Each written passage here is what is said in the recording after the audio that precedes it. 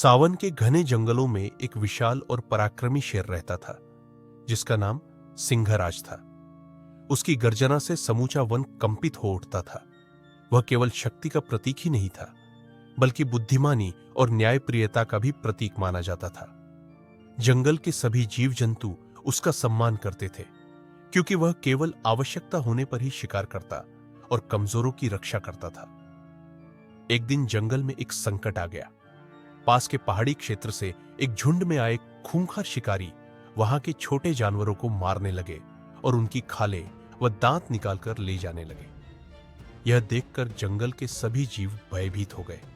वे छिपने लगे और अपने बच्चों को सुरक्षित स्थानों पर ले जाने लगे। लेकिन इस अनहोनी को रोकने का साहस किसी में न था। जब यह समाचार सिंहराज तक पहुंचा तो उसकी आंखों में क्रोध की ज्वाला धधक उठी। उसने निश्चय किया कि इन शिकारियों को सबक सिखाना ही होगा। वह एक ऊंचे पत्थर पर चढ़कर जंगलवासियों को बुलाने लगा। उसकी गगनभेदी गर्जना सुनकर सभी जानवर एकत्र हो गए। सिंहराज ने गंभीर स्वर में कहा, यह हमारा जंगल है, यह हमारी भूमि है। हम इसे किसी निर्दयी शिकारी के हाथों नष्ट नहीं होने देंगे। मैं स्वयं इनसे मुकाबला करूंगा, लेकिन हमें संगठित होकर लड़ना होगा। सभी जानवरों ने सहमति में सिर हिलाया। फिर एक योजना बनाई।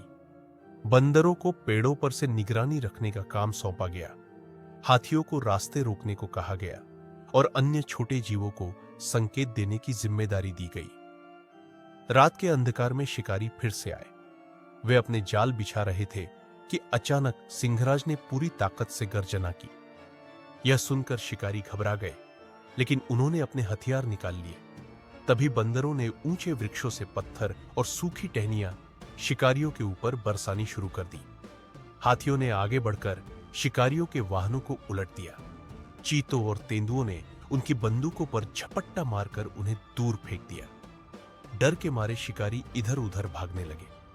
सिंहराज ने बिजली की गति से छलांग लगाई और शिकारी सरदार के सामने जा खड़ा हुआ। उसकी जलती आंखों और धारदार पंजों को देखकर शिकारी कांपने लगा। वह पीछे हटने लगा, लेकिन तब तक जंगल के सभी जानवरों ने मिलकर शिकारियों को चारों ओर से घेर लिया था। डरे हुए शिकारियों ने हाथ जोड़कर माफी मांगी। सिंहराज ने गंभीर स्वर में कहा, यदि तुम दोबारा इस जंगल में आए तो कोई भी तुम्हें बचा नहीं पाएगा। यह हमारा घर है और हम इसकी रक्षा के लिए हर संभव प्रयास करेंगे। शिकारी डरकर भाग निकले और जंगल में फिर से शांति लौट आई। जंगल के सभी जानवरों ने सिंहराज की वीरता और बुद्धिमत्ता का आदर किया। उन्होंने उसकी जय जयकार की और उसकी शौर्य गाथा को पीढ़ी दर पीढ़ी सुनाने का प्रण लिया।